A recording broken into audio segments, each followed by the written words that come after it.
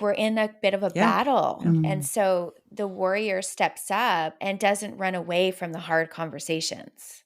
This connection and this like building the bridges and meeting each other as opposed to attacking each other on either side of the bridge. Hello, SoulNet friends. Welcome, SoulNet listeners. Hello, SoulNet friends. Welcome, SoulNet community. In these times of division, building bridges between people and cultures is not just a hypothetical ideal, it's the way forward. Today, we're going to explore what it means to be a new kind of warrior. Not one who fights to conquer, but one who listens, repairs, and restores. We'll also honor the wisdom that emerges in menopause, a wisdom rooted in expanded awareness and the courage to see beyond the old. This is SoulNet, where healing begins and soulful connection leads the way. I wanted to share a little story where I teach at Kushala Yoga in Port Moody. I have a colleague who comes in right after my class. Love her energy. She's a soul sister just like you two. And we were talking about kind of the state of the world and just having our finger on the pulse of the current times and feeling how individuals and families and communities are affected. And she said something that was so profound. She said, yeah, I really see how it's a choice, the power of love versus the love of power. And when she said that, in the context of what we had been discussing, I just had a like mic drop moment. I was like, that's so brilliant and so true. Shout out to Islena. And it was such a beautiful kind of like capturing of us as vibration holders, the intention that we bring to containers like this, communities like SoulNet. We're holding the vibration of love, what it means to us, what love means to us, how we express it, how we demonstrate it, because we all have a unique way of doing it, kind of unique like our fingerprint. I was like, wow, as vibration holders, we're really holding a torch for this like power of love. Yes. Yeah. The torch, the light holder. I love it because that's what brought us together in this little network. And I think that Sylvana's share is also a quote from Jimi Hendrix. And so shout out to Jimmy. When we see a love of power running so much through our communities, through our narratives, through our media, we lose that sight of the power of love. I love that you raise it because I do think that's where we are right now. And so as light holders and love being the highest frequency, coming into these spaces and talking about it, even talking about it, being in it. What she brought up in my heart space was that the desire to veer towards power, it originates from fear. The fear of loss of resources. Yeah, fear of scarcity. It's looking at my own ancestry, like on my mom's side. I remember when my cousin was telling me the stories of our ancestors that went through like the Great Famine in China, for example, right? And where generations will experience starvation, for example, or our European ancestors in world wars and like the experience of like actual starvation, actual like your immediate needs of food and shelter and safety are not there. So it makes sense that that fear lingers through the generations and creates the like, I must have, right? And it might not even show up in the generation that experienced it. It'll show up like one or two or three just down the line. And they may have had sufficient resources, but epigenetically something's been switched on that their drive. It's like we look at, political leaders that have that drive for power. And for me, it's fascinating to be in the inquiry of where does that come from? Like the scarcity mindset or the fear mongering or the like that rigid self-protection. Well, because the more fear you create in your, like, whether it's in your body and like around you, the more you seek control, like you feel out of control. That's right. All of that is kind of what we're living in right now. This time of like more control, more things. The narratives are kind of around like, things becoming, like you losing things. This fear of Yeah, loss. fear of loss, which then spurs the control. Yeah, exactly. And, I saw that in relationships too, and even in my own previous marriage. The fear of loss spurring on the control, and then the control creates even more division, which is what we're experiencing right now. I Division, know, so right? much division. Yeah, and again, it's the kinda origin of it is that fear of loss of resources, fear of scarcity, fear of losing and not having and not being enough. It's kind of like Right, right. underlies it all. Yeah, it Yeah. does. I feel like when we talk about the power of love, often I think right now it just feels kind of heightened. Like people don't want to be in love because they're like so busy, like trying to be in control. And love doesn't feel powerful, right? Love feels like soft and Scary and vulnerable for some. vulnerable. I'm just thinking about my own perspective on it. And when I think about love, I think that there's healthy conflict, Mhm. like relationally, like we can have healthy conversations, we can have conflict and talk openly. And as long as it's like rooted in a place of love, like and caring. And I think sometimes, even in relationships, people want to control the outcome. And so they're not comfortable having any sort of vulnerable conversation. I'd venture to say that we have moments where when fear comes in, which we all have, there's going to be moments where like something feels like a threat to our nervous system, right? It could be that like we're in a relationship with someone, whoever it is, and their behavior brings up a memory inside of us, like a remembrance where our nervous system perceives a threat. And then in that moment, fear comes up in us, which is totally normal. We all experience it, but it's how we respond to that fear. So if the fear is unconscious, then we'll have like a thing, a fracture of some kind with the person, and it could lead to that like the fear instigates that loss of control piece. But if we can see that, oh, fear just came up and like fractures are going to happen in relationships. It's like inevitable. So it's more about like it feels like the quality of our ability to repair is going to bring us back into love. Like repair, it almost feels like repair is necessary in love to It maintain the love is. because we're going to have triggers and misunderstandings. We're going to have misunderstandings all the time because we're humans that have different priorities at different moments. For me, you just nailed it. Because I think when we are in the love of power state of being, we want to control and not repair. We want to fix it. We don't want to come together and Yeah, repair. exactly. That's right. But when we're in the Yeah, power of love, we are in a place of repair.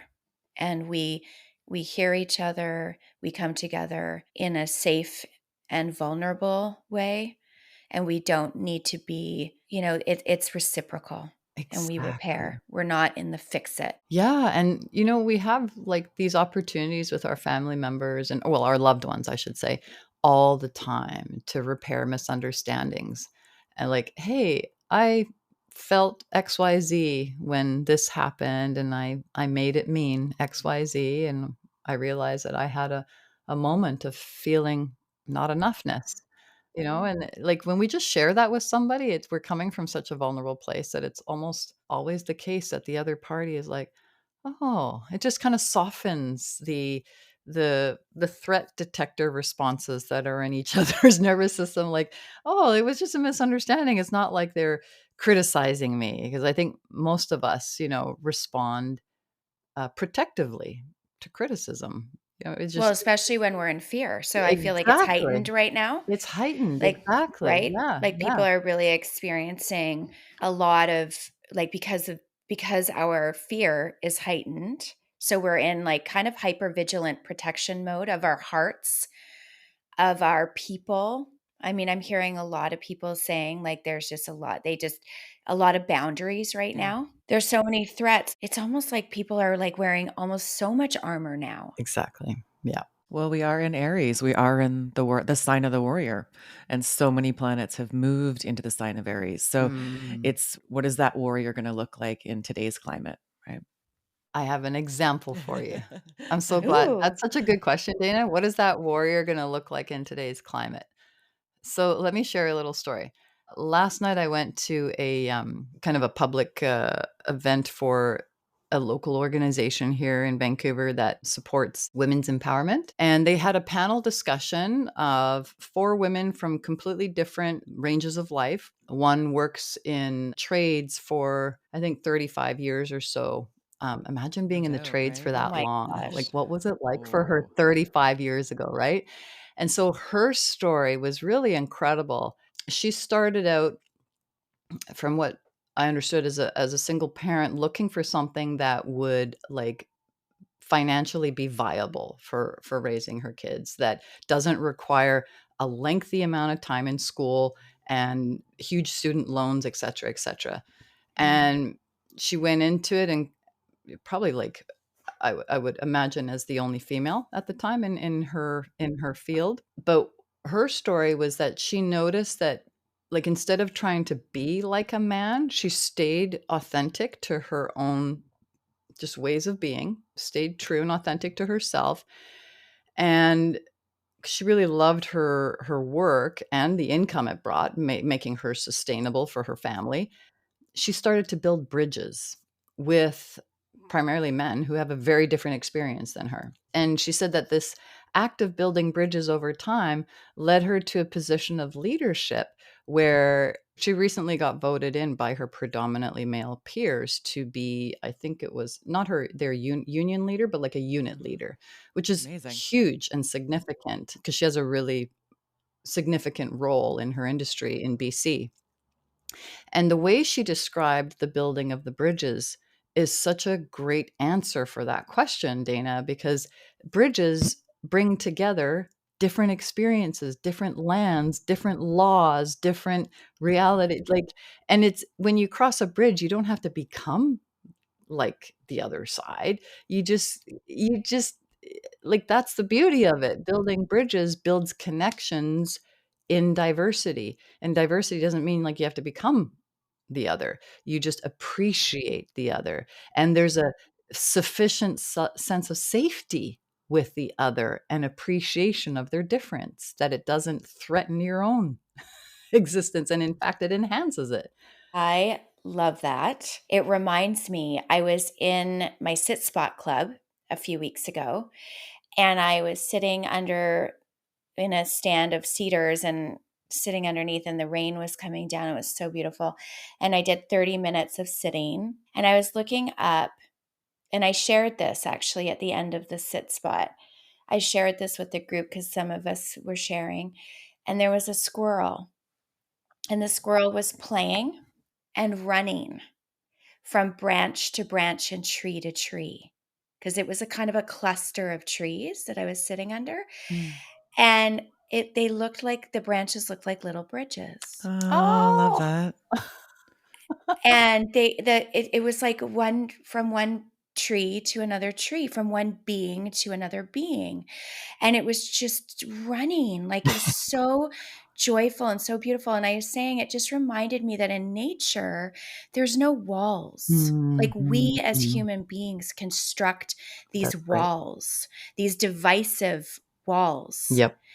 And in nature, it's like nature just offers bridges between Mm, science and spirit, yeah. and physical and spiritual.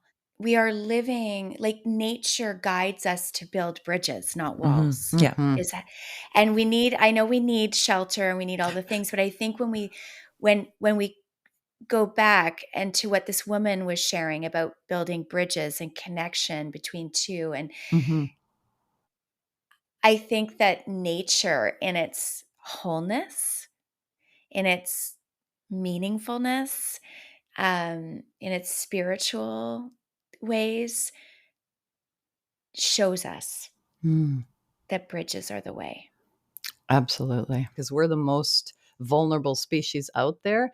And so in our brilliance, like we have a big prefrontal cortex, we have a big brain, so we have a lot of creativity. And in that creativity, we create a lot of walls. And that brings us Yeah, we back do. to, Unaddressed fear. as I say, it brings us back Sorry. to fear. And that rigid protection, like you speak of, is the walls that we build around our physical space, our physical bodies, as well as our hearts. Yeah. I just want to go back to the warrior, and we're being called to be warriors. And Islena, you share this story about this woman who Yeah, has warriored exactly. and built bridges. And I witnessed my squirrel, right? Like it's just joyfully connecting with Mhm. us, right? Yeah. Yeah. And like in a safe place with us. Yeah. Anyway, I just love this idea that the warrior isn't hardened, that Mm. the warrior is seeking connection. Well, I think you guys know Ooh. I've been doing some continuing education, actually, a kind of a new dabble into an expansion of one of the areas of Ayurveda, which is something called Jyotish, which is otherwise known as astrology. So I've been doing some certifications in that. And the sign that comes before Aries, which is the sign that we are in right now, and there's going to be a lot of time spent in the Aries warrior sign. The lead in sign to Aries is Pisces. And Pisces is a deeply spiritual sign. It's asking us to go deeply into the waters of our existence. And this leading into an Aries sign, in my humble opinion, as well as some of the amazing astrologers that I follow out there, is this how do we marry this beautiful spiritual energy that we're coming out of from the Pisces, these areas that we've been asked to go deeper into ourselves, and these underlying, things of like compassion and kindness that are indicative of some of that Piscean energy. So how do we then marry that with the warrior? So in my, mind's eye, this is the rise of a spiritual warrior, which means it isn't in the same way that these warriors came through before. And that's kind of a really fun way for us to think about how, we organically even build in these different signs, whether they're our home sign or our own astrological sign or not. But these are the themes that come up not only individually, but collectively. So they can kind of offer us a little bit of guidance of where we might be formulating this vision of our own individual warriors and our collective warriors. So whatever kind of resonates. There's a very famous passage for anyone who's read the Bhagavad Gita, and there's this conversation between Arjuna and Krishna, and they're on the battlefield, and Arjuna does not want to fight because he sees his brothers and his family on the other side of the battlefield, Mm. and he's trying to make sense Yeah. of how this is the way forward. And so some of the sage advice that comes forward from Krishna is I'm going to get this wrong. Islena, maybe you can help me out if you've read it. It's you fight the war, but you're not in the war. It's like, You're okay, exactly. You fight the war, but you're not in the war. It's you're fulfilling your karmic duty to complete a chapter in the cycle that's bigger than yourself, but you are not it. You're not the war. You're just a part of like the evolution of the collective. And so everyone's got a kind of part to play. piece in that, a contribution. Yeah, in that. Exactly. So with that in mind, how can you be an upstander, which we've talked about in the pod before, versus being a bystander to things that do not Yeah. align with who we are individually, as well as who we are trying to become as a society. So always mirroring that microcosm, macrocosm, and using them to kind of dive back and forth. But I think that's one of the really big, pieces that is coming forward very, very strongly, is who are we going to be in this new version of that warrior? Because we're going to be asked, we might Yeah. be asked to do some things that are highly uncomfortable for us. Exactly. Yeah, which is part of our evolution. Like, Mhm. I love that you bring that up because I feel like that question that you bring up, who are we becoming? It's actually answered inside ourselves Mhm. first because we all have a war within ourselves Yeah. also. Like a warring of different parts with different priorities, our own internal conflicts are that kind of micro of the macro.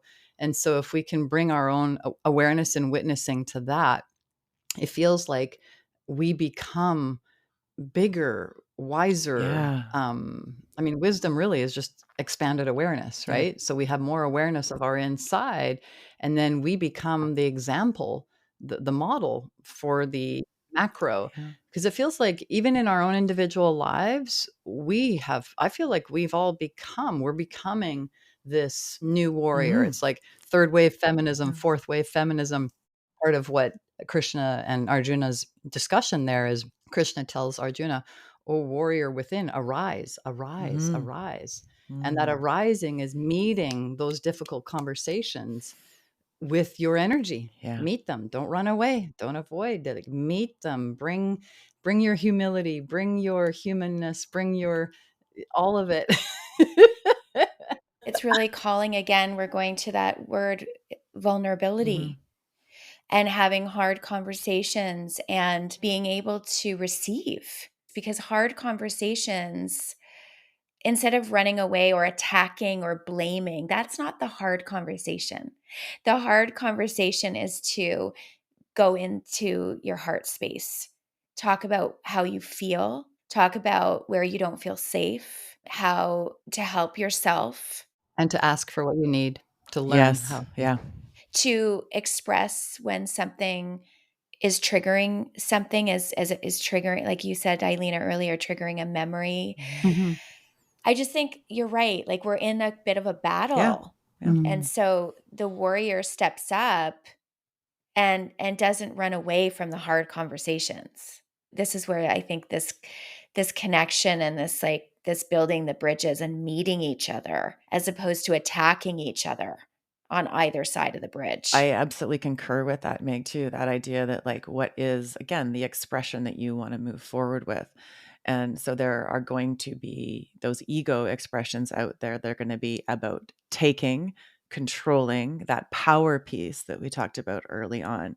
And then there's going to be these other people that are coming forward, or beings that are coming forward, and they're trying to look at the reframe like we're talking about here, where we're going to move forward with courage and with vulnerability and standing up for ourselves and standing up for others. Um, And collaboration. yes, definitely. So we need to be prepared for both, right? Collaboration to me speaks to the new Yeah. warrior, or the bridge builders, Yeah. like the bridge connectors, that feels like the sustainable way forward.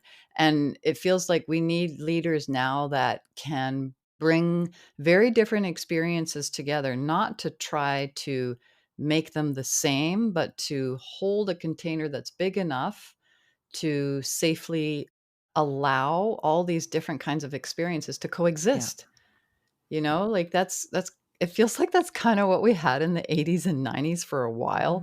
Mhm. There was Yep. maybe enough economic strength in at least the first world anyhow to there was a little bit of a period of like boom there. Mhm. And then I don't have enough of a sociological degree to understand, like, world population, how it impacts our resources, or I'm not even gonna go there, but it's just that bridge builders feels like the way forward, and it feels like that's also what third and fourth wave feminism attempts to address. That we're not here to make others wrong anymore. We're here to build bridges with different experiences and honor them, and not try to force each other to change. And one example, Dana, to your question of like, what does the new warrior look like? It feels like lighthouse parents Mm. are kind of that version. But in my own journey of growth as a parent, like I've become, the lighthouse parent, which is like that the parent that guides without insisting my own priorities onto them, and just like giving them enough space to become their own. And, my kids are so different from me. Like, they're pursuing things that are completely the other side of the spectrum, so to speak, which tells me that they're individuating, which is a good thing. That's supposed to happen. And it feels like a lighthouse parent is a good bridge connector, in the sense of like honoring your children to be different and their own, but giving enough guidance, like holding that structure of the bridge. Can I share a little? So for my course that I was in last weekend, one of the presenters shared a quote from Anne Lamott. I love her. It's like one that I'm carrying forward for in my own life, but I also really resonated with the pod. Lighthouses don't go all over the island looking for boats to save. They just stand there shining. Yes, that's one of my favorite quotes. I know, right? It. Thanks, I Anne. love it. Gosh, Dee, you just like, that was like a mic drop moment. Like I'm literally visualizing the bridge and the torch and the lighthouses. Bridge builders, bridge connectors. Yeah. That's the new warrior. So this kind of plays into the lighthouse parent again, in the sense of like lighthouse parent energy for all of our generations, all of our relations. Like I love that saying in First Nations, Indigenous culture, all my relations. It just acknowledges all the ancestors behind us and the ones yet to be in front of us, all my relations, and who we're connected to in the heart space, right? All my relations. I just love that. So this quote is by Nikita Gill, and it talks about like kind of our archetypal parent, although it uses the father as the archetypal parent here. In another universe, I meet my father when he is a child. We play catch in the woods, and we play, and he tells me he isn't allowed to cry, but sometimes the world hurts him, and he doesn't know what to do with all of that pain. So I give him the shoulder he needs to cry on. And he does. He does until the tears are done. Afterwards, I buy him ice cream and I listen to his laugh. The glowing, warm laugh of a child who knows he is safe. I wish someone could have done that for him. Been a kind, safe place for the child he used to be. Would it have made a difference? Would it have made a difference? Beautiful. I think so. I think it would have. It will make a difference today as well. You know, we all have sons and we're raising young men, and we are now holding a light for them on the bridge. Exactly. And yeah, that's really beautiful, and that really touches my heart, thinking about how much of a difference it makes when you offer a lighthouse to a young person or a person of any age. Of any age, because every person has an inner child, regardless of That's our right. age, that needed that attunement. It's like then the new warrior is attuned. Maybe that lighthouse warrior is the power of love. Wow, we came full circle. I am really embodying this right now. I hope that our listeners have followed us in this kind of full circle journey. We're in a stream of consciousness. Our full circle journey of when we can have those hard conversations and maintain the bridges of peace between us, that we respect our differences, then it might help prevent war. It might help prevent that hardening, the rigid self-protection, because there's kind of just an underlying respect that, you know, in this world, we have diversity, we have differing needs, and it's okay and safe when there's mutual respect. And that kind of awareness carried forward into our daily life is the lighthouse that shines without rescuing. It just shines for all, kind of like the sun. Sun doesn't run around rescuing, it just shines, keeps things alive every day. That's right. and growing. That's right. You guys have given me this gift today of just remembering to not run around the island trying to fix everything and pour your, you know, everything into everything. Just shine.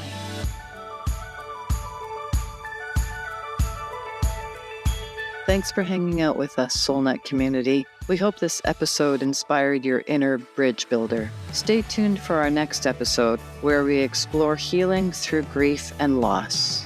Until next time.